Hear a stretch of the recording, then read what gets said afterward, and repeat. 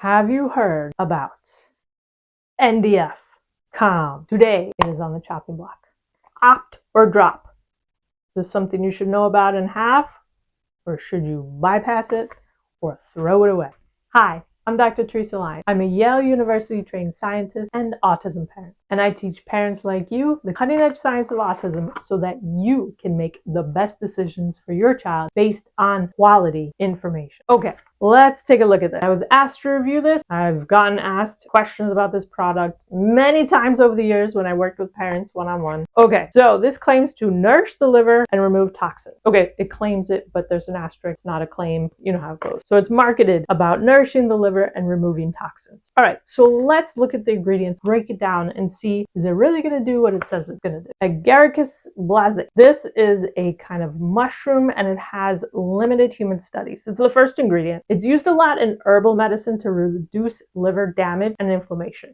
So first one, yeah. Reishi mushroom is used to boost the immune system and also impact cholesterol. It may help reduce fatty liver and support liver function. However, be careful, long-term use of high doses can rarely cause liver toxicity in some individuals. So please don't use this for a super long time, and also don't give these in high doses. Chlorella. Chlorella is in here. That is a very commonly used supplement, and it's used to detox specifically heavy metals. Red root. Okay, red root it's actually used more for lymphatic support, not so much the liver, but definitely with detoxing and getting things moving. Milk thistle seed. That is a classic liver support herb, so absolutely classic. Olive leaf. That's next. It's used to treat certain infections and also decrease inflammation. Turkey tail, not strong scientific studies in humans. It's used a lot to boost the immune system. It is common more with cancer patients. They use it often to help increase the efficacy of their medicine. It's also used to improve gut health,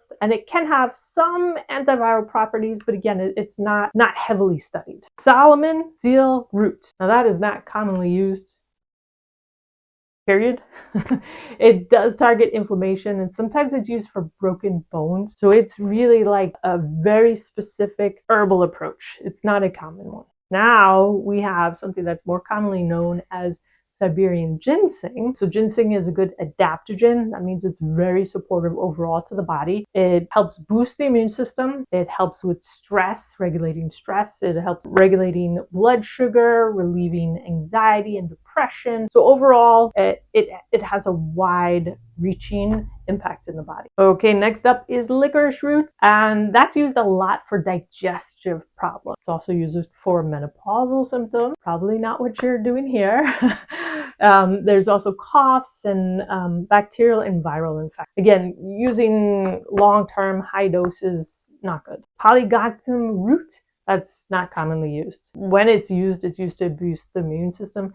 Again, that's like a very, very specific herb that only certain herbalists, like these are real herbalists would use those kinds of herbs. It's not your common mainstream go to the supermarket and pick some up. Doesn't mean it's wrong, but it's just not common. Maitake mushroom. So again, boosting the immune system. Usually with that mushroom, you need higher doses and 3 times a day or so. A lot of times parents aren't giving that as much. They usually give it twice a day. And Sisandra berry. Ooh, this was fun. Okay, so I've dabbled in herbalism a little bit. So this berry is known as the 5 flavor fruit in Chinese medicine. So I actually had my basement set up as like an herbal lab many years ago when I first got into autism and understanding herbs, and I studied with herbalists in Woodstock. Definitely very interesting. Okay, but the 5 flavor fruit, I always felt like it was something out of Harry Potter. When people would come over to my house, I would tell them, oh, do you want to try something cool? Because it has all those different flavors. It's salty, it's sweet, it's like spicy, it's savory, it's all of that, and it's really fun. So that's in here, and in general, it supports liver health. It's used a lot in Chinese medicine. Okay, last ingredient, stevia. It's primarily used as a sweetener. It depends on the dose. It's used in Lyme disease a lot, but here it's probably just as a sweetener. It's not in a high quantity. Confused by all the information out there about autism? I've got you. Click the link below to see how we can work together. let me break down the science and provide you with clear, actionable steps to make your path forward easier. You don't have to end up with a basement lab of herbs like I did. I don't have it anymore. It was fun. I definitely enjoyed it. I learned a lot, but you don't need to do that. Okay, how do you use it? Let's open this baby up. And it's a liquid.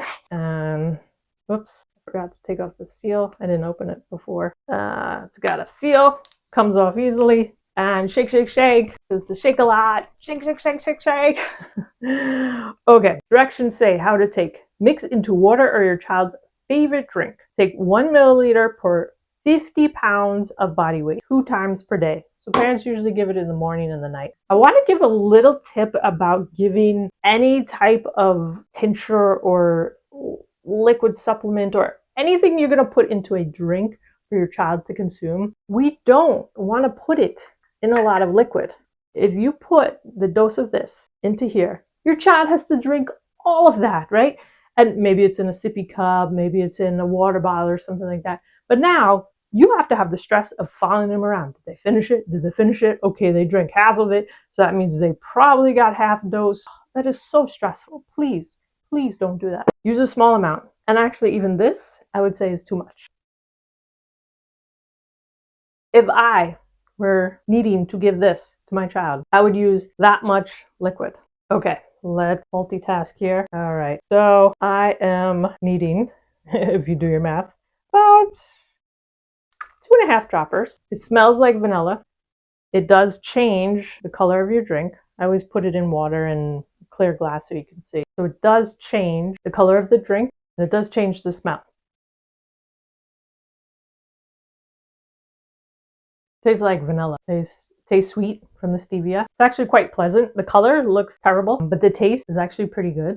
You could use this to help disguise some other really gross medicine that you had to give to your child. So a lot of times it's always like, oh, how do we get these supplements in? This could be something that you use almost as like a flavoring, especially if this doesn't do anything for your child, like you see no changes whatsoever. You could definitely consider this as more flavoring agent to help the other things go down, because it does have a really pleasant taste. Not color. Color is terrible, right? That looks like dirty water, right? I don't really want to drink it, but smells pretty good. Tastes pretty nice, gotta say. And you can see in that small amount of liquid, if I was a kid, I drank it all, and the parent can stop stressing about, did you take your supplement? So remember, if you're gonna put supplements in liquid, try and do a small amount and have them knock it down. Certain supplements, you could have them sip all throughout the day, but for the ones that you really want to make sure get in there in the full dose, small amount of liquid. Okay, so most parents who come to me who are using this, usually morning and night, I would say this is an opt for beginners. It likely isn't strong enough to cause any bad reaction if you're giving it in the dose that it recommends. Parents usually see no changes, and that's good. We don't want to see bad reactions. Your child won't trust you. They'll not take a drink from you again. So parents, if they're using this, they usually see no change, which lets them know they're either targeting the wrong thing or need something much more powerful. Or if they use it and see a small change, that's great. And then they get kind of, what else could we do? How could we get that to improve? Like, how can we keep that going? So that's why this is an opt, right? It's a beginner thing. It's definitely beginner. Now, would I use this if I was trying to detox mold? No, absolutely not. But if you're a beginner, you might not know exactly what you're doing. So for a beginner, I can understand it. And if it helps a parent really see that more is possible, that is fantastic. And that is why this is an opt for beginners, but it is not going to be life-changing. It tastes great, so you might want to consider about mixing it with other supplements that are much more important for your child to get, because this flavor is very, very nice. Before we wrap up, we encourage you to share your experiences or tips in the comment section below. Have you used NDF Calm? If so, comment below. Your experiences and tips are incredibly valuable to our community. By sharing your stories, you can help others facing similar challenges. Don't be silent. Drop a comment below and join the conversation. Your input not only supports others, but also fosters a sense of community and shared understanding. Let's learn from each other and make this journey a little easier for everyone. We can't wait to read your thoughts. Thank you for watching, and remember, knowledge is power. Stay informed, stay empowered. See you soon.